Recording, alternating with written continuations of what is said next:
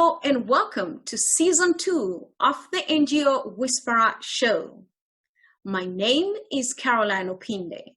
I am the founder of the NGO Whisperer. We are a consulting business that helps nonprofits raise funds so they can successfully impact people's lives. Joining us today is Her Excellency Dr. Justina Mutale. She was named Africa's Woman of the Year in 2012, and in 2019, she was one of 100 most reputable people on earth. Dr. Justina is also the founder of two nonprofits, the first one being the Justina Mutale Foundation, and the second one is the Positive Runway, global catwalk to stop the spread of HIV and AIDS. Dr. Justina, welcome to the show. Thank you, Caroline. I'm delighted to be on your show, and thank you so much for inviting me to come on your prestigious platform so people can learn about my work and my ideas and thoughts on what's going on in the world. Thank you so much. We are really honored to have you here today. And going to our topic today, ladies and gentlemen, we're going to talk about Africa reclaiming its glory. How can Africa achieve sustainable development and socio-economic growth in today's generation? Dr. Justina, you are involved in so much work with respect to sustainable development and working with many governments across the globe, not just Africa. But today we're going to focus back home in Africa. You are Zambian, I'm Kenyan. We're living in the diaspora. And as people who live in diaspora, we never forget about where we come from. And that is why today we are discussing how Africa can reclaim its glory. As an introduction, Dr. Justina, share with us the work that you currently are doing with the two nonprofits that you founded. Hi, Caroline, and all the listeners. The work that we are doing, for example, with the Justina Mutale Foundation, it's really aimed at instilling and equipping young women and girls with leadership skills, so that they would be able to participate in the fight for gender equality. You know, women have been fighting for gender equality for so many years and centuries, and up to today, when the United Nations set up the Millennium Development Goals, at the core of that, the priority was the achievement of gender equality and the empowerment of women. And now we are 5 years into the Sustainable Development Goals. And once again, the core of the Sustainable Development Goals is the empowerment, is the achievement of gender equality and the empowerment of women. So our foundation is based on trying to help the world achieve that very elusive gender equality and the empowerment of women and girls. We are trying to inspire future women leaders and equip them with the necessary leadership skills which they need in order to take up leadership positions in whatever way, in whatever role that they have in life. We are working towards the 2030 Sustainable Development Goals of the hopes of achieving a 50-50, what is called a 50-50 planet, where we hope that by 2030, every high-level decision-making table that charts the path to of the global agenda will have 50% perspective, 50% perspective of a female perspective, and also 50% male perspective to come on board, so that we can have that yin and yang. You know, the world has about 51%, so to speak, 51% are female and only 49% are male. So it does not make sense that at high-level decision-making tables, for example, the G20, normally you only find one woman, Angela Merkel from Germany, and the rest of the 19 are men. We need to have 10 men and 10 women in order to balance the equation, in order to balance the direction in which the world is set to go. So that is what the Justina Mutale Foundation does. We have under our foundation about our focus, we've got 4 program areas. We've got political participation to get women and girls into leadership in political participation, women's economic empowerment to get women and girls into economic participation, for example, to own businesses, to become entrepreneurs, of course, to make decisions on which directions the world businesses should go. We also do training of entrepreneurship and leadership training to equip the women and girls with the necessary skills to become leaders in the various areas. And we also do conferences at which we articulate issues that affect young women and girls. And we look at the realities on the opportunities, the challenges, reality on the ground, emerging issues, and new ideas that are coming on board on how things should be done. With the Positive Runway Global Catwalk to Stop the Spread, that was started in order to combat the spread of HIV and AIDS, but using a discourse that is appropriate to today's young generation, the 21st century young generation.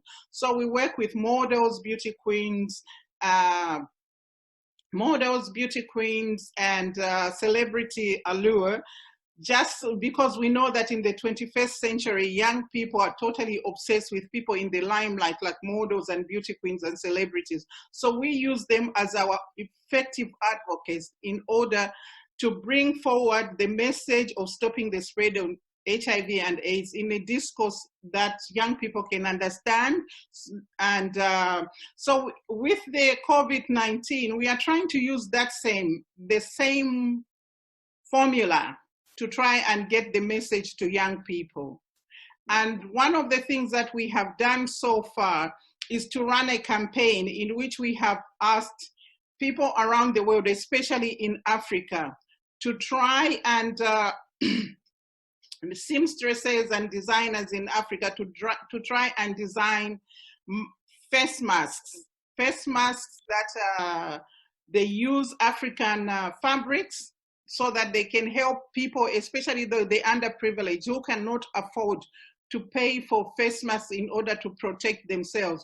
Of course, we know that these face masks are not medical or even surgically approved, but the Center for Disease Control and Prevention in the USA did encourage everybody to wear some kind of cloth that would prevent them from inhaling the droppings or droplets or whatever you might call them from the next person who might be carrying the virus. So this is the thing that we have done, and we've had such an overwhelming response of so many even innovations of different kinds of African fabric inspired masks that are coming onto the market. Wow, indeed, we have seen very many designs that have been put out there, and I'm always keen to watch and see what you and your team also share on your social media. So for people who are interested to see the different designs that are normally shared on Dr. Justina's profile page, specifically on Facebook, on Instagram, and on LinkedIn, where I am connected with you, I found so many face masks, and it's not just in Africa. I saw one yesterday from the Middle East where they had a hijab and also a face mask that's together. And then another one that I saw was also men having face masks that matches with their ties. So it's very interesting. Yes, it is interesting. We've had some friends from Latin America also come on board, and they've created their own kind of thing which they're using to help the underprivileged people in Latin America. So it's a campaign that has just gone worldwide. And I am very much excited to even go into our topic today with that background of my question specifically is does sustainable development, or what does sustainable development look like for Africa or in the African setting?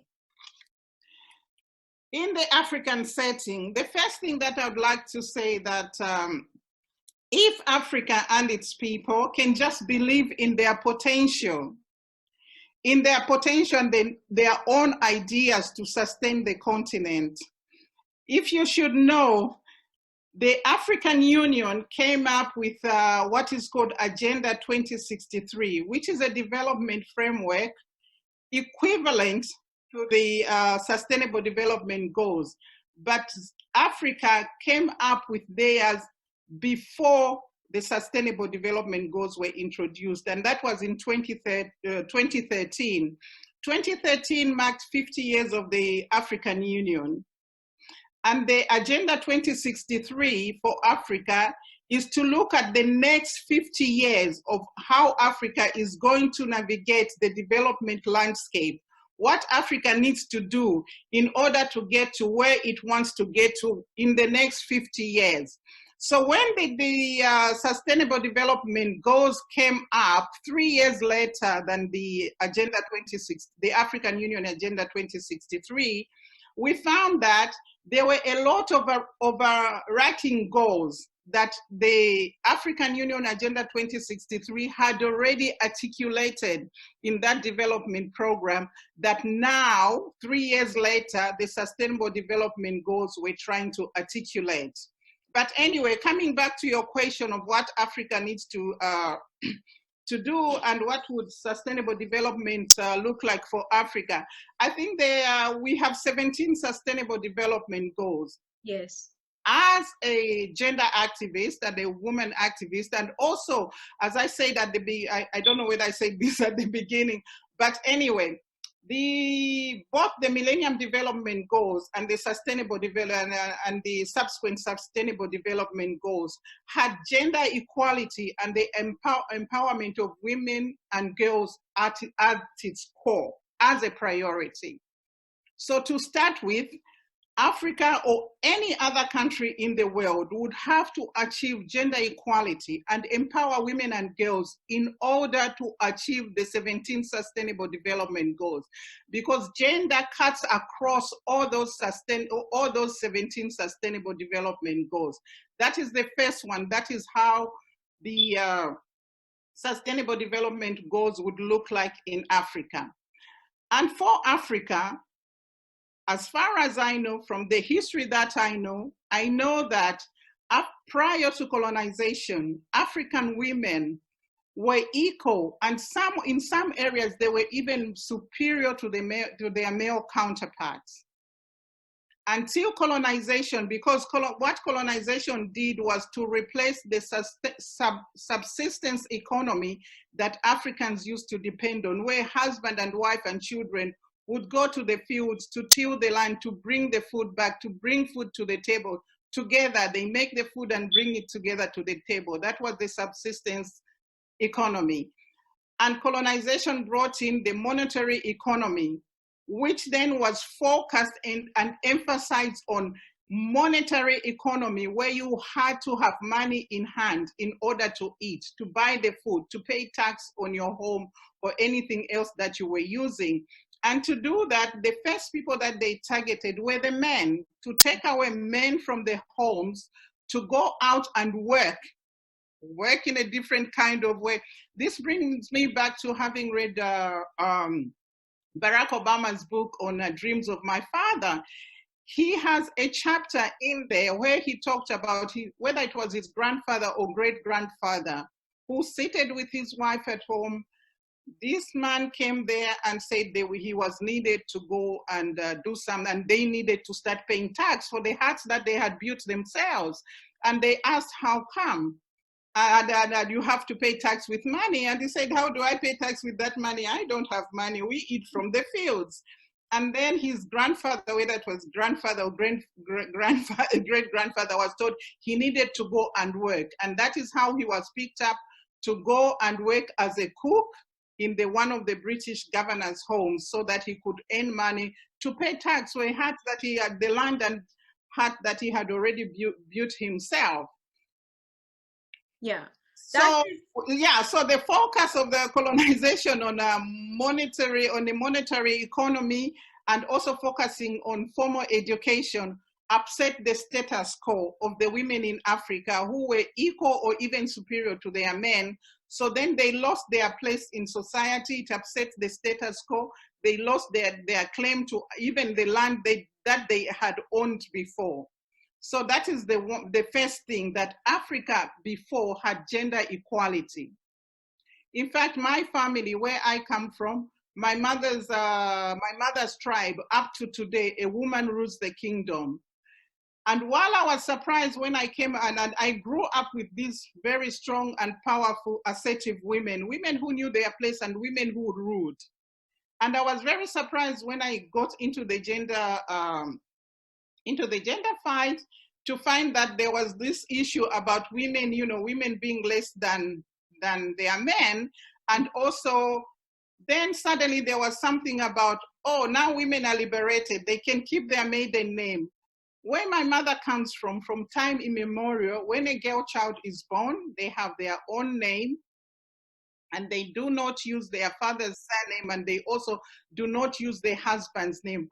They've always retained their own individuality, which gives them a power to be who they are, to navigate the world without walking in the shadows of the husband or the father. Mm-hmm. So for me, I was surprised, like, oh, this is a new thing that I can maintain my maiden name, because in my mother's family, women always maintain their own name.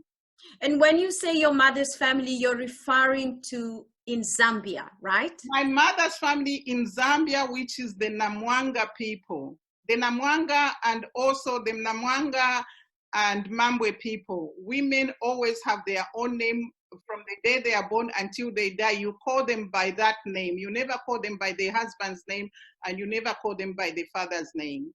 And just so people understand that the Namwanga is actually a kingdom. It's actually a kingdom, one of the kingdoms that exists in Africa. Yes, and it is run by a woman just like Queen Elizabeth of England. Wonderful. And so there are so many things that we can unpack from that, looking at the African setting, how it was and how it has evolved because of colonialism. And now, as we speak about reclaiming our glory, it's looking at what are the hindrances that with the development and all these eras, and moving from all the eras from your agri and now going into the fifth industrial revolution, looking at the impact of all these issues and how it impacts on us as a people, African people as a people, our norms, our beliefs, gender roles within the communities, as well as how it plays out when we are relating with people in the marketplace. Now, to take us there, I would like us to look at a few things that have happened recently. And with the emergence of COVID-19, we have seen governments in Africa, and I will mention specific countries that I have seen do great work. My country, Kenya. I have seen the leaders in South Africa, in Ghana, in Rwanda, stepping up to the next level. We have seen changes in our health systems, where there's been strengthening of health systems, and some people were making a lot of jokes and saying, now all the leaders and the wealthy people who used to go overseas for treatment cannot travel to Europe or to the United States or any other countries. They have to go and get treatment in our local hospitals. But we've seen a shift where we are now believing in ourselves, in the sense that, number one, we've seen young people who are at the university level already starting to develop, for example, ventilators. We are seeing our seamstresses who are, I actually call them fashion designers, because clothes like this that I'm wearing, all these things are made by women in the village. It wasn't made in a manufacturing factory somewhere. No, it was made in the village, and it was a gift sent to me by my sister. and she knows the women who made this. So they are seamstresses, they are fashion designers. Now we are seeing Africa rising up. So my question is, did it have to take COVID-19 for us to believe in ourselves? Like you said, Africans need to believe in themselves. It shouldn't, and it needed. Some of our forefathers, I'll give you an example of our first ever president and founding father, Dr. Kenneth Kaunda. When Zambia gained its independence, Kaunda and its government brought up a policy where they insisted on they offered and provided free education for every school-going age child. They also, it didn't matter whether your father was rich or poor, whether you are a girl or boy, you needed to be educated, and the government was paying for it.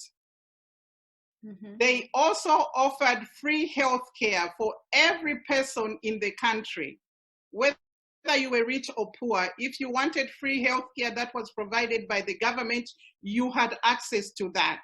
If you wanted to pay for it, of course, you could go wherever you thought you could go and pay for it, but the country did provide for that. But with the Washington consensus that happened and brought on the structural adjustment programs, that is where things started going wrong, according to what I know. And as a student of political science and international relations, that is where things started going wrong with Africa, with this structural adjustment programs, which insisted on countries to reduce their public spending, to cut down on your education and health care, so that the money saved from there could be used to pay debt to the International Monetary Fund and also the World Bank. These are debts that we don't even know how Africa accumulated them. I'll give you an example of my country, Zambia. At independence, and a few years after independence, about 10 to 12 years after independence, the Zambian kwacha was one Zambian kwacha was equal to £2.40, £2.40 of the pound sterling of the UK, and it was equal to $5. With the structural adjustment programs came the idea to devalue the kwacha and also to peg all the money to the US dollars, which started fluctuating the currencies and the value of the currencies in those countries.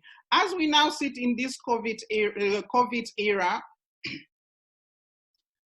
all local currencies that are pegged to the US dollar are automatically devalued because we have a strong US dollar. A strong US dollar automatically devalues the local currencies that are pegged to it. Mm-hmm. So that is, although the leaders, African leaders, even before had the desire, they put the policies in place and they were implementing policies that could help their people. The issue of the global governance through the Washington consensus came and upset all their desires of how they wanted to develop their countries. How can we accelerate and reclaim our glory in a sense of maintaining what is already working, but letting go of anything that is not working? That would be done by Africa, first of all, realizing that the power that is us over the world. I was educated in Africa, and and I believe that I got the authentic history of Africa and perhaps the world. I get surprised at how some of my colleagues or even young people getting educated elsewhere, there are some things that they don't know about the world, and some of them that others only learned when they went to university and all that, but we learned this even from primary school and secondary school in Africa. First of all, I know that Africa has always built the world. It has built the world starting from slavery, going on to colonization, coming on to privatization, and then onto foreign investment and what we are into now. With the fourth industrial revolution, remember, every computer and every telephone needs an element, or I don't know whether it's an element or what to call it, but that is called coltan. And this coltan, almost 80% of it is mined in the Congo, which is in the center of Africa. Yeah. And when you try to look also at climate change and all that, Congo has got the world's largest carbon sink. Yes. That can, yeah. So Africa always has had all of these things and has built the world. It built the world then, it still continues to build the world, even now as we embark on the fourth industrial revolution. So Africans just need to go back and tap into themselves and realize and recognize the kind of power that they have. Africa did not have to follow. It's just that we are now in a globalized world, and there's what is called global governance from the United Nations coming up down, that we have to tap into the sustainable development goals. But like I told you before the sustainable development goals were announced, Africa already had its own African Union Agenda 2063. It's to know that we have these things that we can do ourselves. In a few years ago and up to now, Africa has been working on what is called the Africa Intercontinental Trade, Free Trade Area, where African countries can trade with each other, and also the Africa, to open up the Africa airspace. Do you know that sometimes to move from Zambia to go to Ghana, you have to come to the UK in order to go back to Ghana, which is in Africa. But opening up the Africa free airspace would mean that you can travel directly from Zambia into Ghana. Mm-hmm. And also the Africa Free Trade Area, where we can open up those borders, that those artificial borders that were put into Africa during colonization. Once we open them up and Africa can trade with one another. Remember, we have everything in Africa. We have all the natural resources in Africa that feed the world economy. Absolutely. And they have to go out of Africa to other parts of the world and then re-export it back into Africa in order for us to utilize them. But with opening up our borders and embarking on the Africa Free Trade Area, we can just trade with one another. Zambia has copper. South Africa has got gold and diamonds. Most of West Africa has got oil, including Angola. They also have oil. So Africa has got everything that we need for the continent to prosper. And if we can just realize that we do have this and find a way in order to utilize them. Africa, on average, Africa has been independent for 50 years, so to speak. For some countries like Ghana, they are going into 60 years. We have educated our people for 50 years. We've got engineers, we've got political analysts, we've got economists, and everybody that needs to come to the table and do things for Africa as they are done on a global stage. That we do not to go out of Africa in order to sustain ourselves. We do not have to depend on the Sustainable Development Goals. We've got our own African Union Agenda 2063, and that can sustain Africa. Those are our Sustainable Development Goals. And with this COVID-19, we don't know for how long it's going to be. The borders have been closed, airlines have been grounded, so we've got to start thinking. For example, if this will take another 2 to 3 years, how will Africa survive if we do not have to tap into the international market? Mm-hmm. If we do not tap into outside of Africa? Because we do have everything. A lot of stuff is taken out of Africa, out to the Western world, repackaged and exported and sold back to Africans. That is what Africans have to do, is to realize that. And even with this COVID-19, we have to remember the most important thing is that food is medicine. If you have a good diet, you do not need medication. Medication is made out of food. all these vitamin supplements are made out of food. And Africa up to today still has a lot of organic foods. Organic foods that sometimes you don't even have to spend money to get them. You just walk into the next forest or a little jungle and you will find them. I can't name them now because I don't know what they might be called in some of the, for example, in Kenya or other parts of Africa. But there's something similar to what the Jamaicans call kalaloo in Zambia. It grows on its own. It's called ivondwe. We've got things like kanunka. I don't know what to call it in English, and all of these things have got very high properties to immunize the body. Absolutely. So if Africans can go back to the roots, back to basics, and depend on what it is that God has already blessed them with, without being very envious or admiring what is coming from outside, because that is what really is killing Africa. And also we can go back, remember that Africa is the birthplace of humanity. It is also the birthplace of civilization. Yes. So all medicines come out of Africa. When Africans come out with a medicine, as Madagascar have done, of course, on the global stage, they'll say they don't recommend it because there hasn't been this research and that kind of research and other. In the end, they go back to the same thing, package it into pills and bottles, and start selling it back to Africa at a very high and an affordable price. Yeah, yeah. Indeed, Africa has everything, you know, as you're mentioning the vegetables and yes. the fruits that grow in the forest just by yes, themselves. Exactly. It's taking me back home where I grew up. And as far as I can remember, I don't remember going to the market to buy vegetables because we had them growing in our backyards.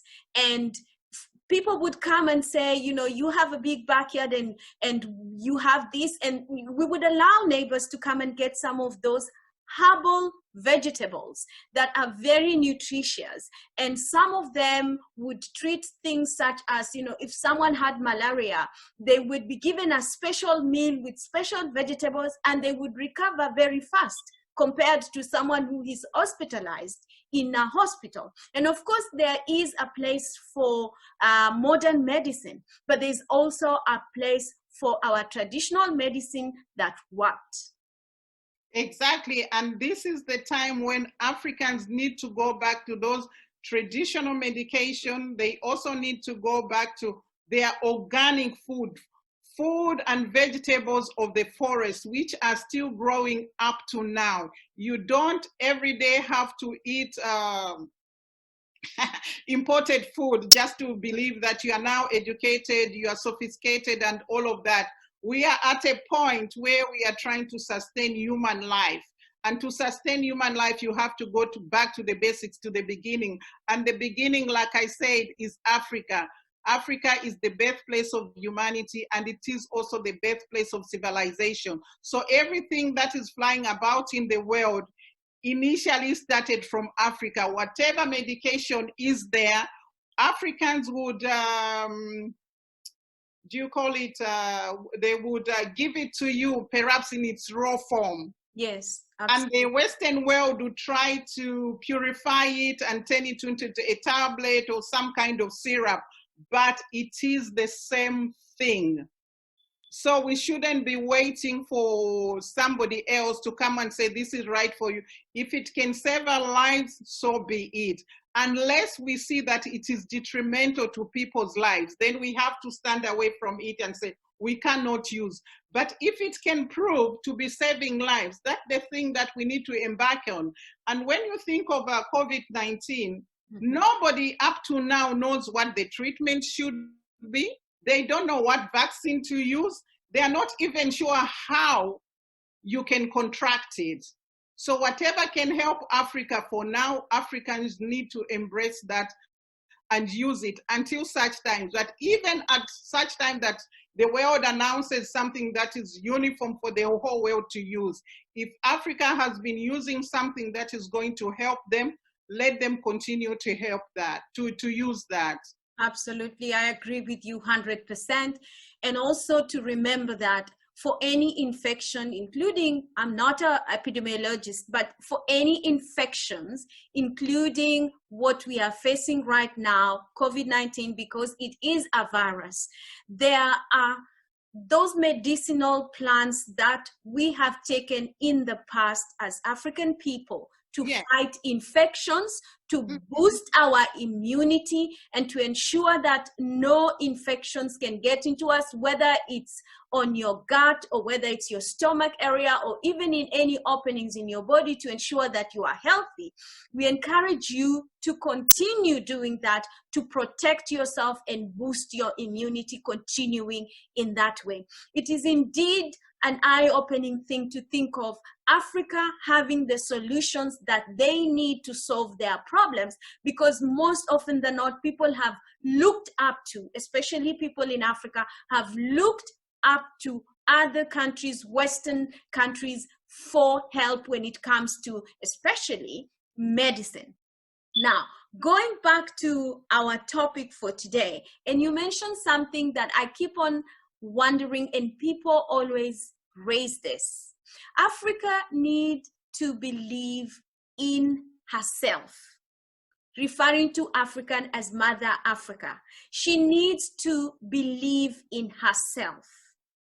But how can we, as the children of Mother Africa, begin to believe in ourselves? Is it a training that people need?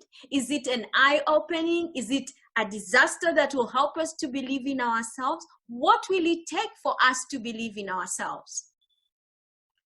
I think Africa as a mother already believes in itself. The disappointing bit is her children who do not believe in what Africa has to offer them. Her children who are always looking out to the neighbors, to somebody from far away to come and save them. What Africans need to do is to have a change of mindset, to change the mindset for them to know that they are the first civilization. They are the beginning of the humanity, and therefore they have all the answers to most of the problems that the world faces now. That is all that we need to do, is to change their mindsets and to believe in ourselves. For example, I know I live in London, and one of my sisters from Zambia had started a restaurant where she was cooking in Shima, like ugali. Yes. And there were these comments like, oh, I can't come all the way to London and go to eat in Shima or ugali, which I've been eating in Zambia. But when you look around, there are so many Italian restaurants, so many French restaurants, so many Chinese restaurants. They have brought their Shima into the UK to sell to the wider community. And in fact, I was told that if you go to a restaurant, say Italian, Chinese, or French, and you find a lot of people from that country, then you know you are eating the authentic food of that country. Yes. So why should Africans frown upon their food? Frown upon their food and choose to eat other people's food rather than promote their own food. That is just one mindset that is very worrying. So far, the only Africans that I must say I'm very proud of are the Nigerians. Whatever part of the world you go to, I don't know, as far as I have traveled, I've always found a Nigerian restaurant somewhere selling authentic Nigerian food. But most of the rest of Africa, like I gave you the example of my country, Zambia, people shined that restaurant and it didn't last for long because they just believe that if they are in the UK, they should eat the English food, they should eat the Chinese food or Italian food or French food or food from other parts of the world because they've eaten enough Shima at home. But the thing was not about just us eating the Shima. First of all, it's us eating the Shima, but also introducing our newly found friends in this sophisticated world who can also acquire the taste of eating the Shima. Absolutely. That is just one thing. Mm-hmm. But if we are able, remember, if you are able, if your culture, if you have a culture If you can influence people with your culture, then you have a power over those people. Yes. So that is what we need to do. For example, with the US, McDonald's, it's not just a burger. It's not just a burger that you are going to eat McDonald's. In eating McDonald's, you are having the American experience. Absolutely. And yes. And they are all over the world. And even in the local town where my mother lives, which is in rural Kenya, there is a McDonald's nearby. Precisely, and that is the influence of America on the people in the world. And also the price of the McDonald's can also decide or give you an indication of the economic status of a certain country because of just the price of the McDonald's. So it plays a wider part even in the global economics. So if Africans can do that, and being the birthplace of humanity and civilization, we should have been at the forefront of this, and rather than waiting for America, which is very young as compared to Africa.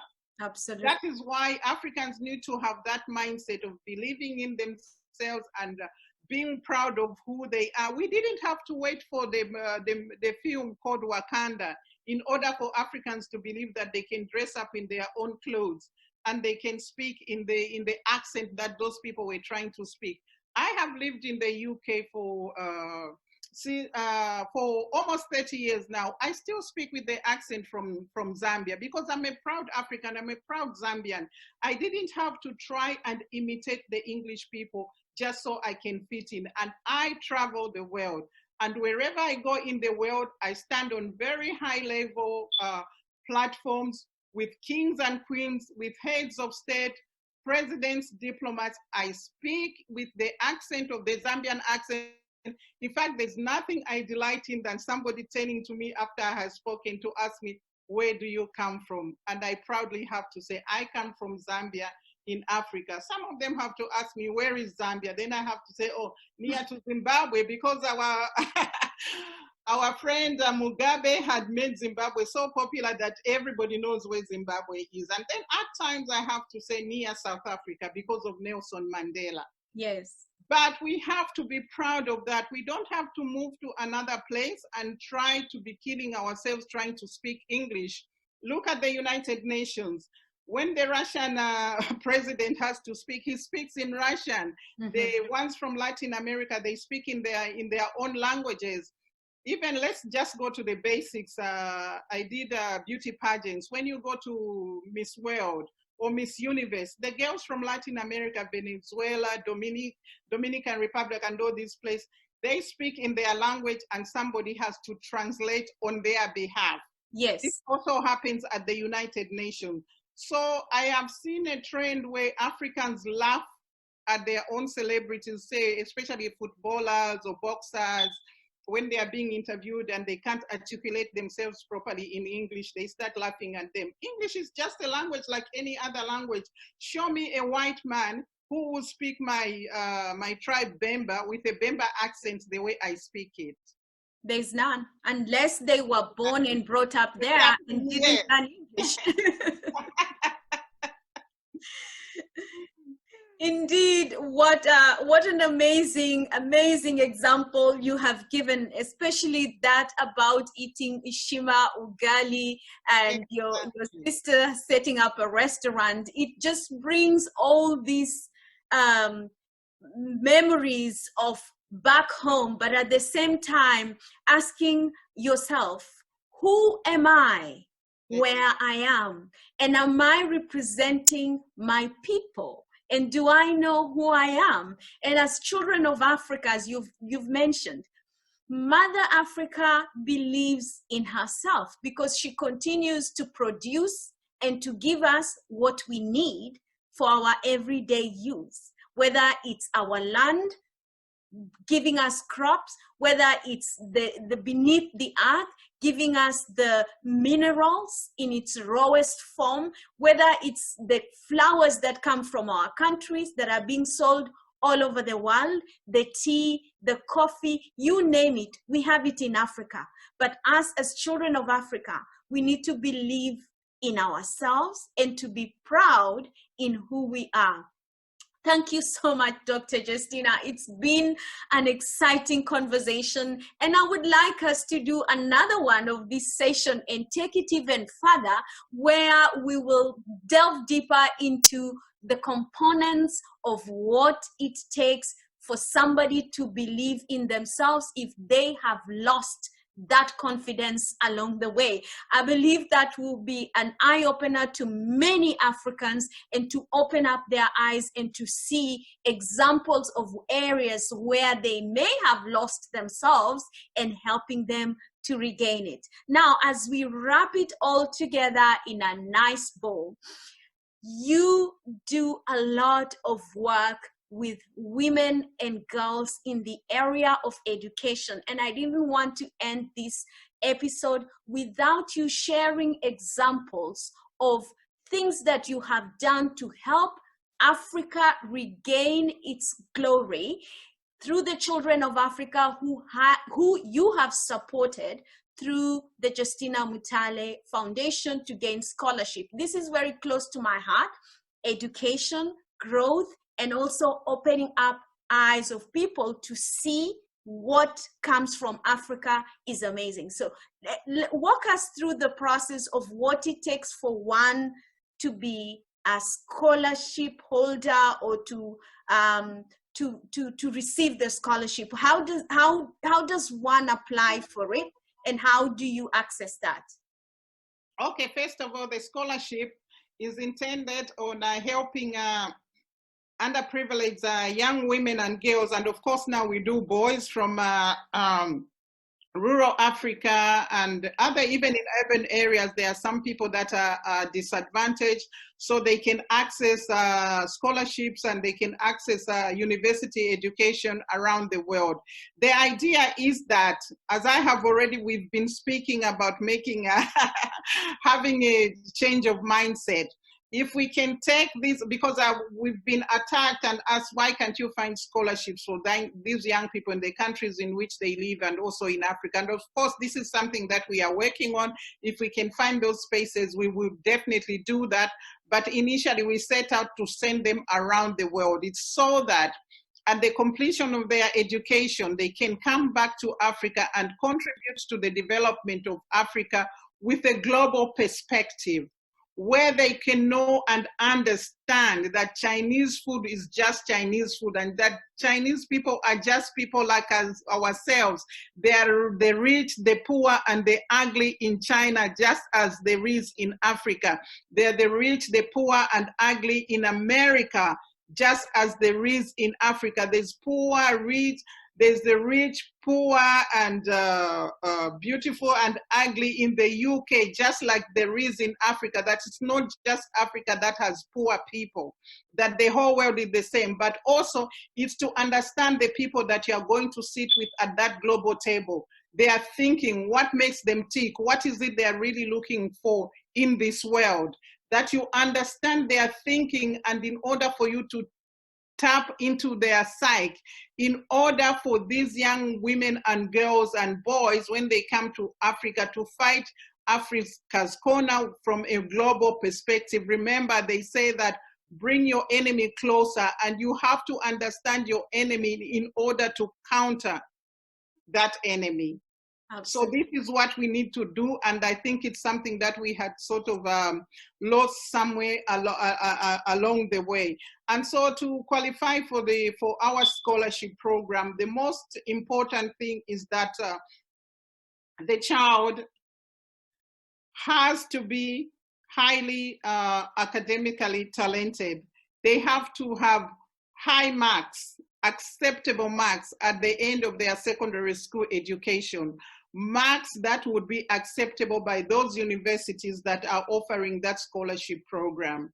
The other thing we normally look at would be that they are coming from a family, it's means tested.